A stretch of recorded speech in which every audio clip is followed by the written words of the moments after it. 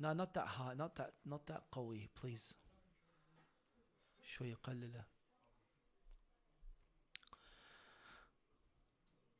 أعوذ بالله من الشيطان الرجيم. بسم الله الرحمن الرحيم. الحمد لله رب العالمين. والصلاة والسلام على أشرف خلق الله محمد وآله الطاهرين. محمد شو مرة عادة يجيبونا شاي قهوة، اليوم شو ماكو شيء اليوم. شديدكم حجينا. تقبل الله صيامكم، تقبل الله أعمالكم. Please, my young brothers and sisters, keep your mobile phones away, especially Ali Garnawi and Ja'far. He's not here anymore. He's decided to take a different direction. And no interruptions, please. Moe and Saidi, I saw you. We're being broadcasted now, so around the world, we don't want people to say, what's going on here? Who's Jojo? The third very, very important, أحسنتم حجينا. أي جزاكم الله خير. مشكورين. راح تسوون قهوة لو؟ خوش. The third very important vice, رذيلة. Asan, the word رذيلة is repulsive. You don't like it. رذيلة. It sounds very ugly, but that's what it is. If you were to see the reality of people, you would see it to be very repulsive as well. Alaykum as-salam wa rahmatullah. If you were to see the reality of people, you would also see them to be very repulsive. You would feel uncomfortable in their presence. But the biggest blessing that God has given us is that we see people as people. We don't see them in their haqiqah form, in their real form. How many times have I mentioned this hadith from Imam Ali alayhi salam, where he says, "As-suratu suratu insan," that the outer form is that of a human being, but the qalbu qalbu hayawan. The inner side is that of an animal. Someone was very impressed by the number of people performing Hajj pilgrimage in the presence of Imam Zaid Al alayhi salam. And then he said, don't be deceived by what you see. And then he wiped over this person's eyes and he saw a zoo going around the Kaaba. Literally, animals of various kinds going around the Kaaba. And this is when that famous statement was said, "Ma aktharu al-dhajij wa aqallu al-hajij." Dhajij yani horse, yani chaos, circus going around the Kaaba. Just imagine if people were to really see what your reality was. I personally remember very, very clearly the many times that I was fortunate to see and meet Al-Marhum Sheikh Bahjat. He would never look at anyone in their face. He never made eye contact to anyone. And many ulama would say that he has a what they call chashma basirat, that he has a ayn basira, that he sees people in their real form should he want to, and he avoids that. When we talk about vice, when we talk about radha'il, the first thing that we need to do when we become acquainted with it, when we know it, when we understand it, is eliminate it from our lives, is removing it. How many times in the last couple of nights have I said, these are not inherent within us as human beings. We have to work towards them. We have to work towards being courageous, being just, being fair, being truthful. We have to work towards not being a liar, not being deceitful, not being oppressive, not being foolish, and all the other things that we have so far mentioned in the last 8 nights. So when it comes to the word dhulm, when it comes to this vice of oppression, don't think that we're only referring to Yazid or Saddam or Trump or Netanyahu. No, you could be the biggest zalim within your capacity that you have by wronging yourself, by wronging God, by wronging others. You could be the biggest zalim by destroying all your opportunities that you have, all the potential that you have, because you willingly choose to be misguided and not engaged in learning and educating yourself about Islam and your religion. All of you on a daily basis, outside of your house, if you have zero interaction with an Islamic center or with a program, where are you going to get your Islamic spiritual religious energy from? Where are you going to get it from? Outside of your house. YouTube, worst place. Social media, worst place. Bil'aks, it's rather the opposite. It'll make you probably more miserable, make you more doubting towards religion and deen in a lot of cases, unless you've got everything switched on and you know what you're doing, which is rare in today's society. So therefore, you are doing dhulm to yourself by you avoiding interaction with Islamic groups, Islamic people, Islamic programs, whatever they may be, however they may be. Everyone needs them. So when we talk about dhulm, when we talk about oppression, we don't mean it just in the simple sense of ruling and government and things like that. No, and our understanding of oppression is way more than that. Which is exactly why dhulm, which is opposite of adl. What's wrong, Haj Ali? Is it too small? The font? Can anyone read it, or we've got the reporter? Yeah, let's start reading, reporter.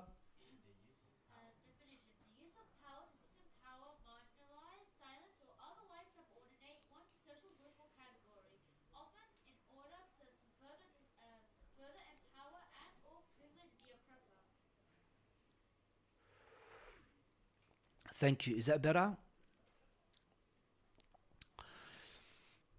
Dhulm is the opposite of adl. Adl, as we had explained, means putting everything in its due place. Placing each thing in its proper place. That's what adl means. As for dhulm, putting things not in its proper place. Not in its proper place. That's what dhulm means. So someone who does dhulm means that they are not putting what they need to in its rightful, proper place. Take that off, Rida, please, Ali.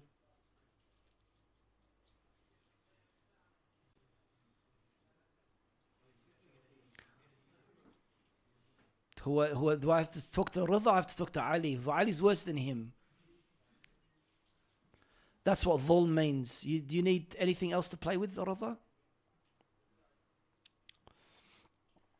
Other words for dhulm: injustice, wrong, evil, transgression.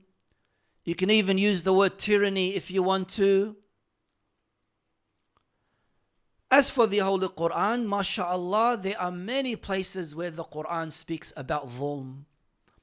Exactly 289 times the word dhulm in its different usages have been mentioned in the Holy Quran.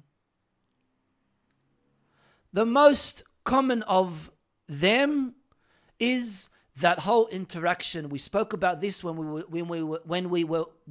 did I say? when we were discussing Adl, and we discussed Luqman and his interaction with his son. And we said what it is that Luqman had said to his son. And here again, إِذْ قَالَ لُقْمَانُ لِأَبْنِهِ وَهُوَ يَعِظُهُ, father giving advice to his son. يَا بُنَيْ لَا تُشْرِكْ بِاللَّهِ, do not attribute a partner to God. إِنَّ الشِّرْكَ لَظُلْمٌ عَظِيمٌ, because shirk is a severe oppression. When someone is doing shirk, who are they oppressing? Obviously, they're not oppressing someone else. Who are they oppressing when they are doing shirk? And all of the other verses, وَاللَّهُ لَا يُحِبُّ الظَّالِمِينَ أَلَا لَعْنَةُ اللَّهِ عَلَى الظَّالِمِينَ وَمَا ظَلَمُونَا وَلَكِنْ كَانُوا أَنفُسَهُمْ يَظْلِمُونَ. Remember what I said about the Nun. Who was the Nun again?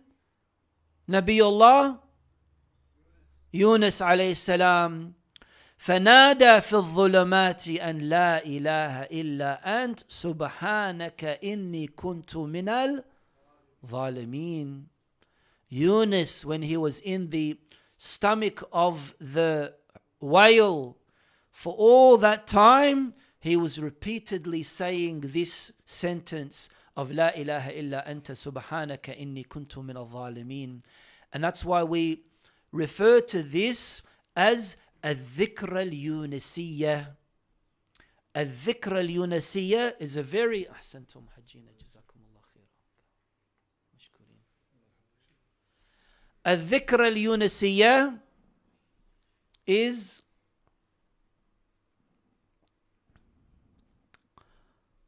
you all jealous that I got coffee? الذكرى اليونسية is very recommended to say when you are in sujood, by you prostrating to God and acknowledging, confessing that you have wronged yourself. In Dua Kumay, we say, Ilahi zalamtu nafsi. La ilaha illa anta subhanaka inni kuntu minal zalimin. You have wronged yourself by committing wrong, by committing a sin, by transgressing the rights that you should be observing. Why does someone enter into stress and anxiety and depression and all of these other things? Sometimes there are external elements. Sometimes it's your own lack of self-restraint and self-control. Sometimes it comes as a result of your negligence and your own recklessness and carelessness. You put yourself in a situation, guess who came late, where you are burdening yourself too much. Nisar's sitting over there so he doesn't cop it from me as well. You're putting yourself in that kind of situation where you are putting too much of a burden on yourself, and therefore the end result is not going to be good. How many times have I mentioned this about you guys being in school and in uni and saying, oh, I only work under pressure. I work well when I'm under pressure. And that kind of rubbish talk, unfortunately, because you're too lazy to span it out throughout the 8 weeks that you might have, and you want to submit it at 11:40 because 12 a.m. is the deadline. Who's guilty of that? Put your hand up, don't lie. Say what again? On the girl side, nobody. Highly unlikely. Shadi, that was a quick raise of hands, huh? How are you? I miss you. That's not good. Not only are you going to be copy pasting a lot, and don't lie if you don't, but also you're not going to be delivering 100% quality with passion. Putting that much strenuous energy onto your mind is also not good. Spanning it out is way better. That's one example of burdening yourself by yourself with stress. And then you become habituated to that. And that starts affecting you. It starts affecting you. Look at the statistics of depression among people here in Australia.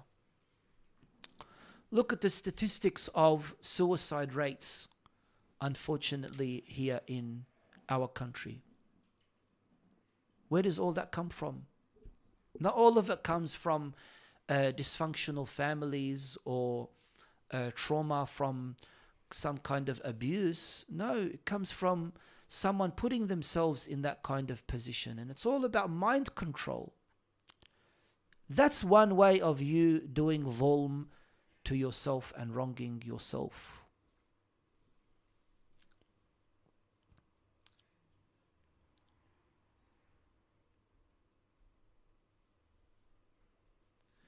As for dhulm, you have different types of dhulm: your rights, your life, your honor, your reputation, faces of oppression. Why is it doing that? Does it? Faces of oppression. One example is exploitation. And we see this very, very regularly, very common in capitalist society. What's wrong? Oh, you do one of these and then you say like that. What's wrong, Hussein? Ali, where are you? Yes. What's wrong, Hajj?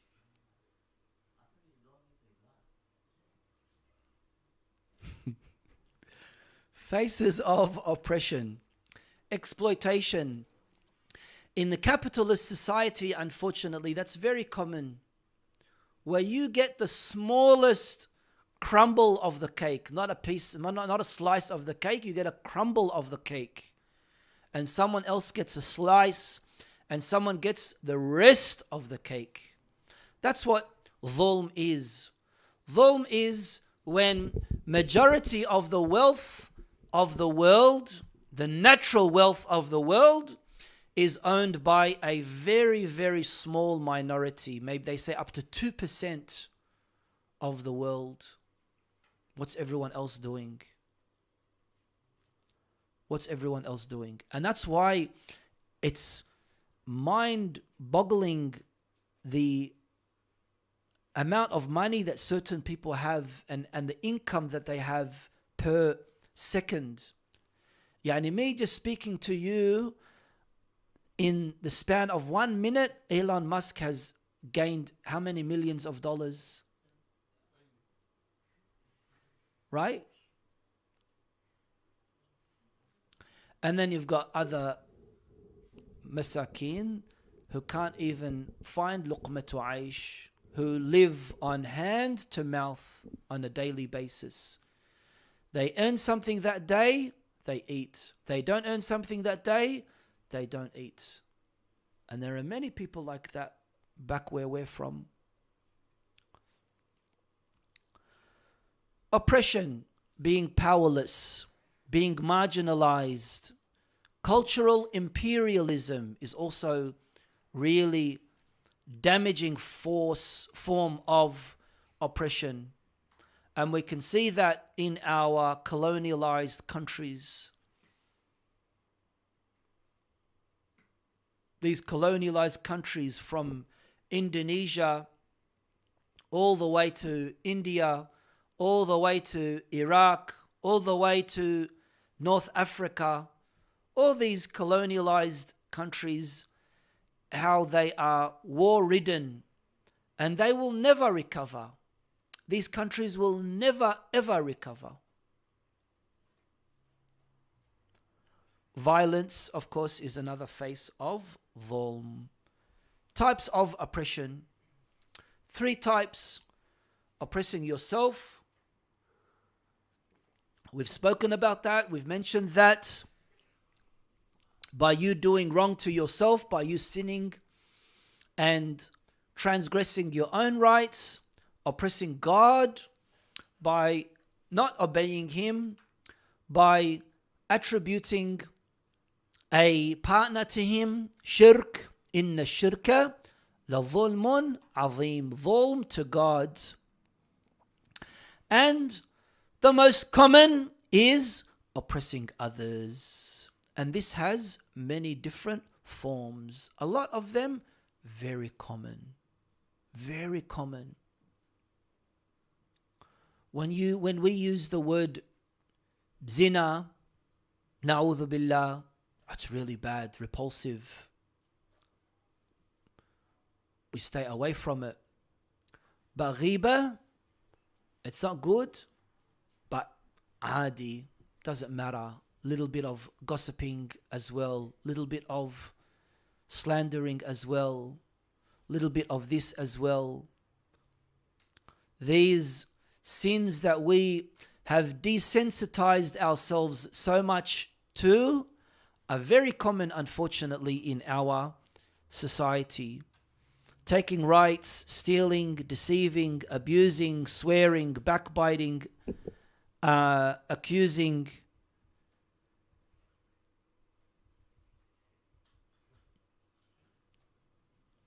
These usually come from your tongue, dhulm of your tongue, and then you have dhulm in your actions, which is obviously you taking action in wronging somebody. Now, clearly when we understand the whole purpose of all of this, it's all because we need to come to realize that something needs to be done in a lot of these cases. And we are able to cure many of these things just by being more aware of our conduct and our behavior. You don't automatically become a zalim out of nowhere. You allow yourself to wrong other people. You allow yourself to do dhulm. Whether that be something that we, push aside very, very easily, like domestic violence, unfortunately, or things like financial dhulm, ripping someone off, bribing someone, giving someone a bribe, interest, scamming someone, or in the case of violence, whether that be severe violence like wars, invasions, or things that we unfortunately see very, very common in the news, murder and whatnot. And of course, sin as well. When it comes to wars and invasions, of course, we know that in a lot of cases, it's easier said than done as far as the explanation that needs to be given. We know that we're not into the political thing and whatnot, but obviously when you see this much commotion being made about Ukraine, it does make you rather suspicious as to why is it that all these countries all of a sudden love Ukraine so much and hate Russia so much that they're even going to, exempt Russia, prevent Russia from participating in sports and this and that and this and that.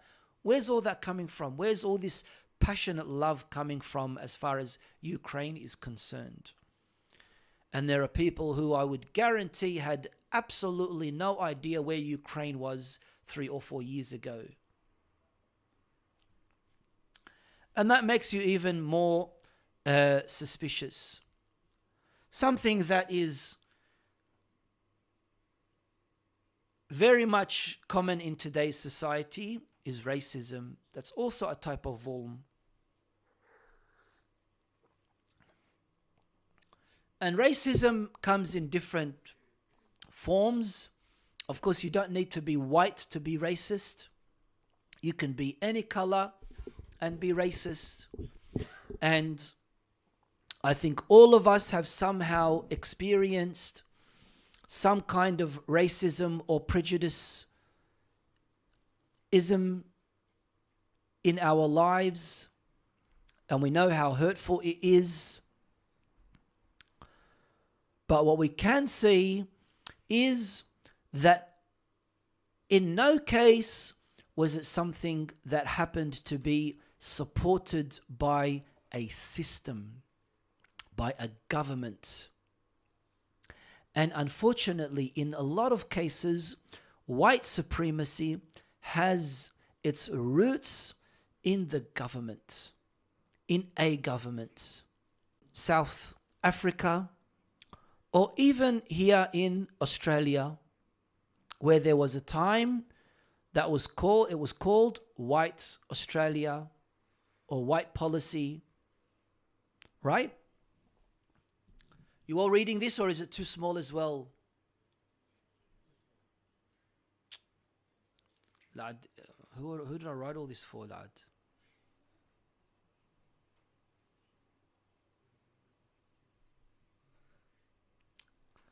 White Australia policy. This was a law, a qanoon, yarhamukumullah, in Australia for a while.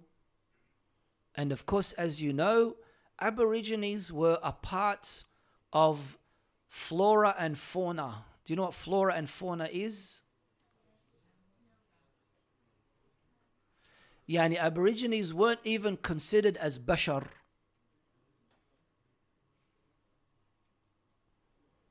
They weren't even considered as human beings.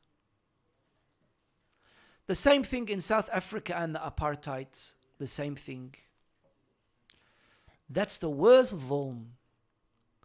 You look at America and the African Americans in America, and you look at the indigenous people of America, you know, I don't know what the number is, but it's unbelievable, the number of Native Americans who were killed in America. Unbelievable. In the millions. In the millions. They were exterminated. Here in Australia, in Tasmania, exterminated. There's not one Aborigine living in Tasmania. That's dhulm. Doesn't matter where it may be. We're not just targeting one place or one people or one this. No, wherever it may be, it's dhulm. Wherever it may be, if it's dhulm, we have to call it out. Of course, here, as you can see, there are a lot of white people who were against white Australia, right? But you won't be surprised when you start to look into why it is that in certain places they're still really, really adamant about keeping it white, and they're very xenophobic. What's xenophobic, Rida? What's xenophobic, Abdullah? What's xenophobic, Ali? What's xenophobic, Saidi? What's xenophobic, Ibrahim?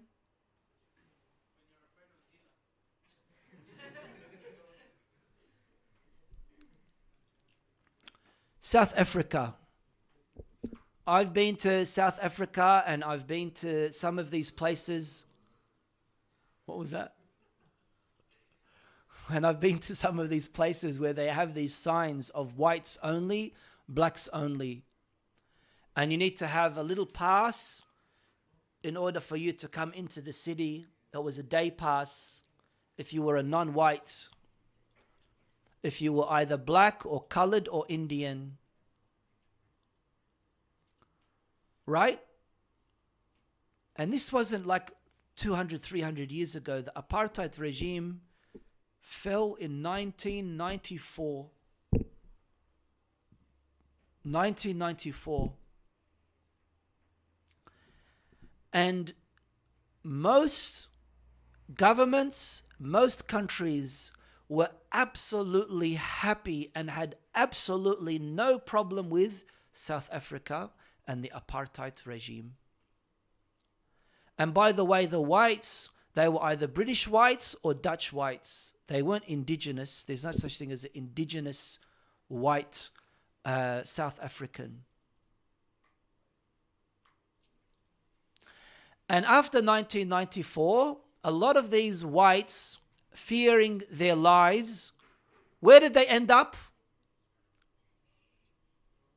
Where did they end up? No?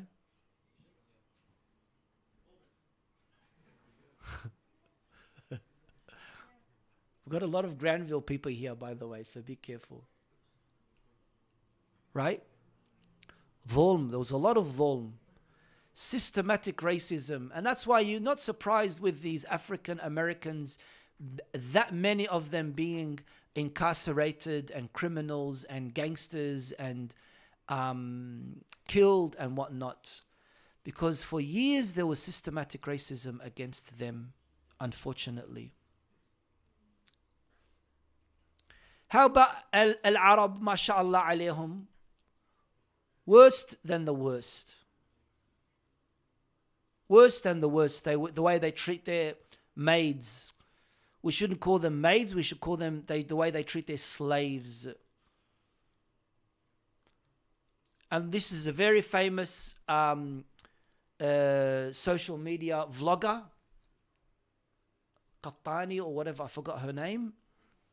And she goes, oh my God, my Filipiniya maid, not only does she want me to give her her passport, she wants to have a holiday on National Independence Day. How dare she?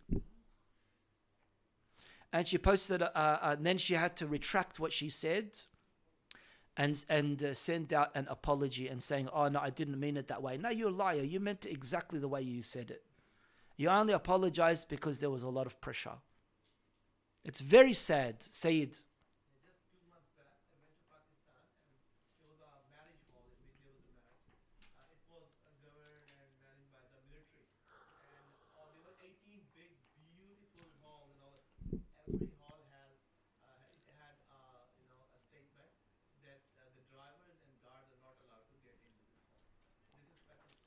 Subhanallah.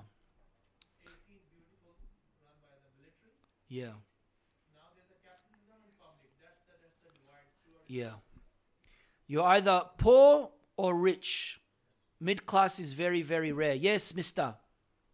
Some governments in South Iraq, some of them, if you don't agree, you go to jail. Yeah, that's right. Thank you. Inshallah, you go to Iraq, Ya Ahmed, and they take you to jail, inshallah. Inshallah, they take you to jail, Ya Ahmed, to Abu Ghraib jail. Okay? It's very sad. We say like we're Muslims and we're supposed to be treating everyone like teeth of a comb, as we said the other day, and we need to be fair. And we need to be inclusive. And what kind of miserable invitation or food is that when you're sitting down and you leave the leftovers for your workers and for your maids and things like that? I've seen it myself with my own eyes. Oh, no, it's okay, Sheikh. We'll give it to the maids. They'll eat it. In a very, very condescending, very, very degrading kind of way. Very common. Wallahi, I was somewhere and it was a large house and there was a big kind of like a tub where they wash the clothes with their hands. This was like about 6 or 7 years ago, with their hands. And I said to the lady, I said, Auntie, why don't you get a washing machine? This is exactly what she said. And what are they going to do if I get a washing machine? So she keeps them occupied by not buying a washing machine so they can do that. And that's why in some places that I've been, I heard it myself. Oh, what happened? There's a lot of commotion. Someone killed their master or the lady of the house, and she jumped off the 5th floor and committed suicide. They got that too much for them to handle. It happens all over our Asian and Middle Eastern countries, unfortunately.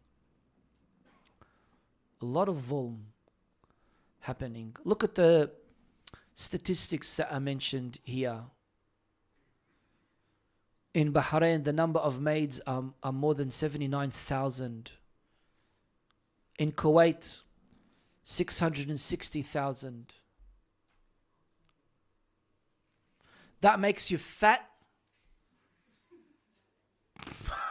That makes you fat because it makes you that you're not going to be working or doing anything. That makes you careless. That makes you merciless. That makes your children also oppressors as well, because when they see oppression happening in front of them, they think this is the norm. They think this is how we need to treat them as slaves. We pay them and this is how we treat them. And you only need to Google this or go on YouTube and say mistreatment of maids in Islamic country, in Muslim country, and you'll see that. Alhamdulillah, we don't have this in certain countries. Like, for example, in Iran, there's no such thing as maids. In Iraq, there isn't that much. It's not that common as maids, but they're bringing in Nepalis or Ma'arf Mino as well. In other countries, I don't know. I haven't been to other countries, but I can say as what I've seen in certain countries. It's really, really bad. And that's why God will send down His wrath onto someone who does wrong. Especially when, as Imam Hussein alayhi salam, he says, be careful of wronging someone who cannot do anything back. Who has no nasir illallah. Who has no supporter other than God. Because that is going to be really damaging for you. When you wrong someone and you know that they won't be able to do anything back. They won't be able, they have no support other than Allah subhanahu wa ta'ala. Be very, very careful, because He has something stronger than what anyone has, and that is dua. And dua al-mazloom, they say, dua al-mazloom mustajab. The dua of someone who is oppressed will always be answered. And that's why I said in the beginning, don't think when we're talking about wronging and dhulm, we're talking about only Saddam Hussein or Yazid or Fir'aun. No, you could be a zalim. You could be a big zalim. At home, you could be a zalim. You're putting on a nice image, you're smiling, and you're doing all this and that. When you're at home, you're frowning, you're angry, you're swearing, you're abusing, you're hitting, and doing all these things, even though Hussein deserves it. You're doing all these things. So does Sadiq and Rida. They're exempted from dhulm.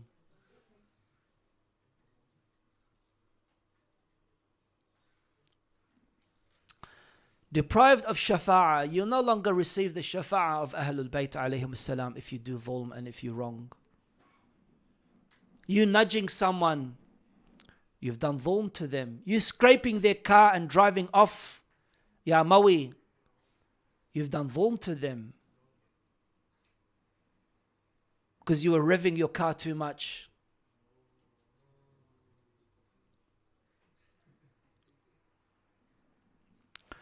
You'll also be regretful and you'll be regretful, but it will be too late and you'll end up being very, very lonely. Look, where did they find Saddam Hussein? In a hole. Who said a cave? Who said a cave? Also, you will receive punishment in this dunya and al-akhirah. What's an example of how we need to avoid, the best example and the most important, with our parents? Unfortunately, a lot of people think that because their parents came from a different generation, quote unquote, they're dumb. They don't know what's going on. They don't understand the millennial kind of mentality. They don't know that Andrew Tate was freed from jail today. They don't know what social media is.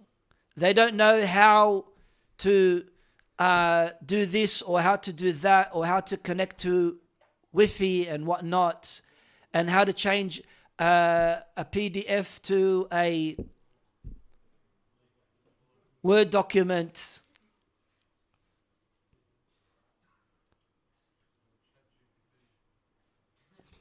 What'd you say? What'd you say? What?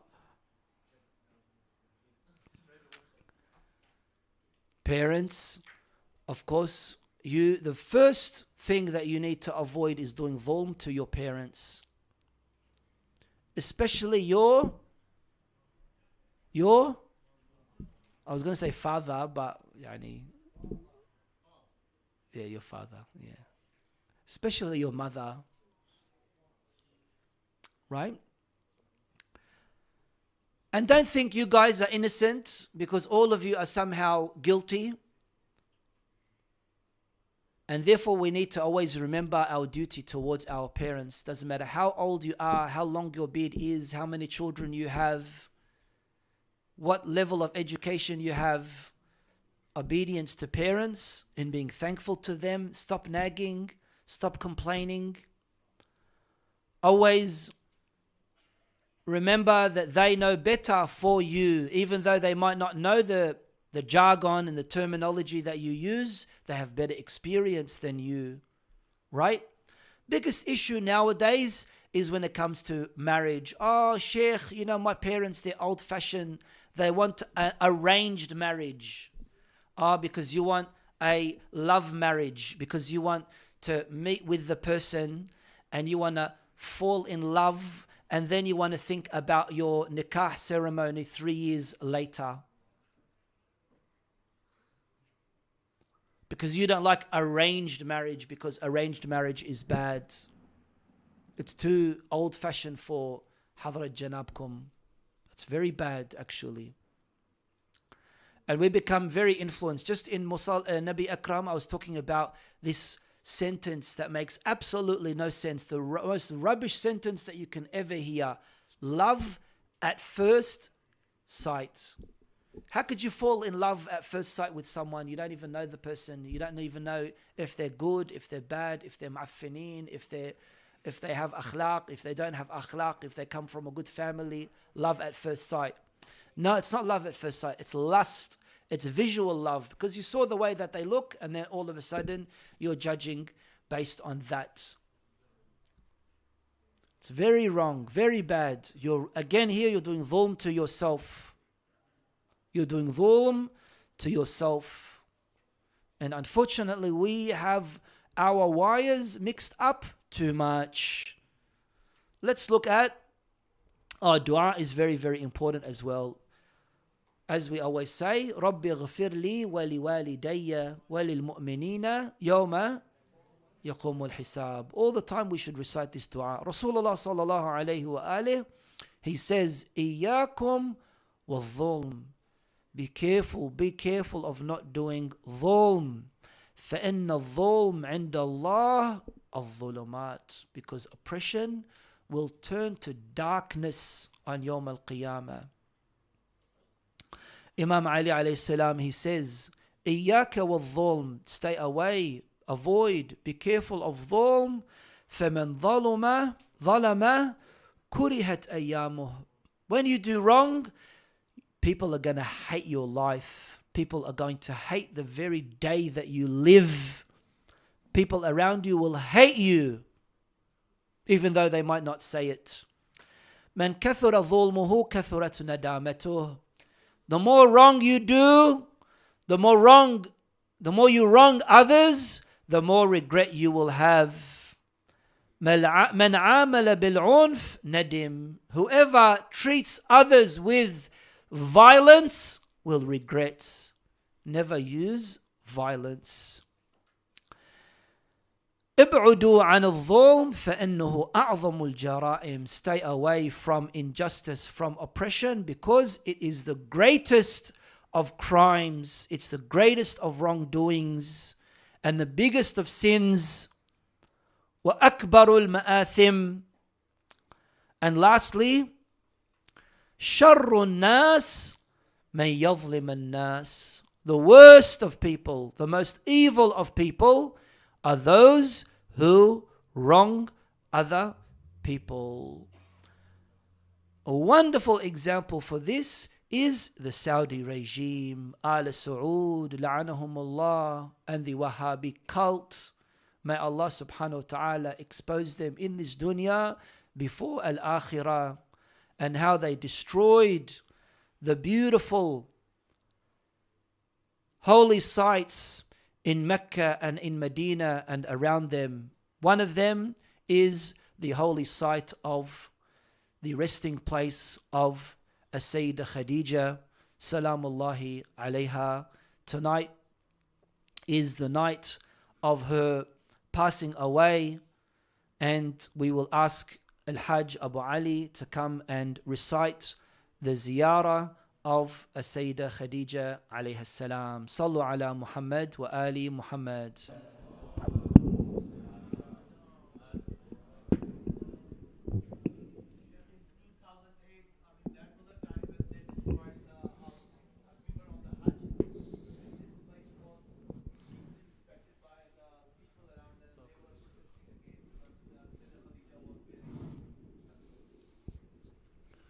بسم الله الرحمن الرحيم. اللهم صل على محمد وآل محمد.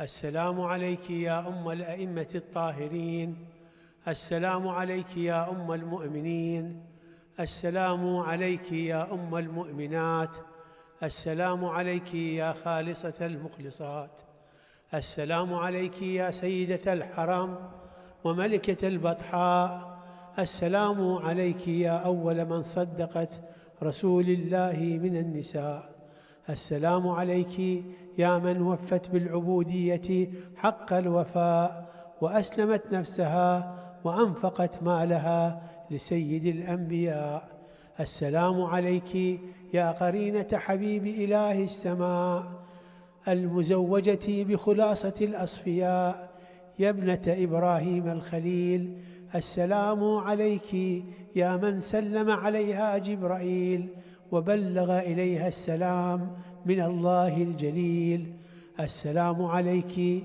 يا حافظة دين الله، السلام عليك يا ناصرة رسول الله، السلام عليك يا من تولى دفنها رسول الله واستودعها إلى رحمة الله.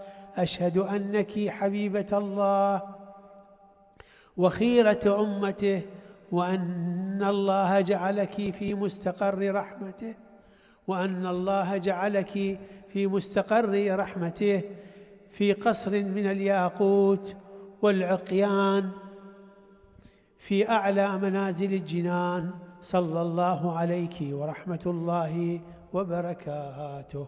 كمل زيارة محمد، كمل زيارة، كمل زيارة. اللهم صل على محمد وآل محمد. السلام عليك يا أبا عبد الله، السلام عليك يا ابن رسول الله، السلام عليك يا ابن أمير المؤمنين، السلام عليك وعلى ولديك العليين الشهيدين، السلام عليك وعلى الأرواح التي حلت بفنائك وأناخت برحلك، عليكم مني سلام الله أبدا ما بقيت وبقي الليل والنهار.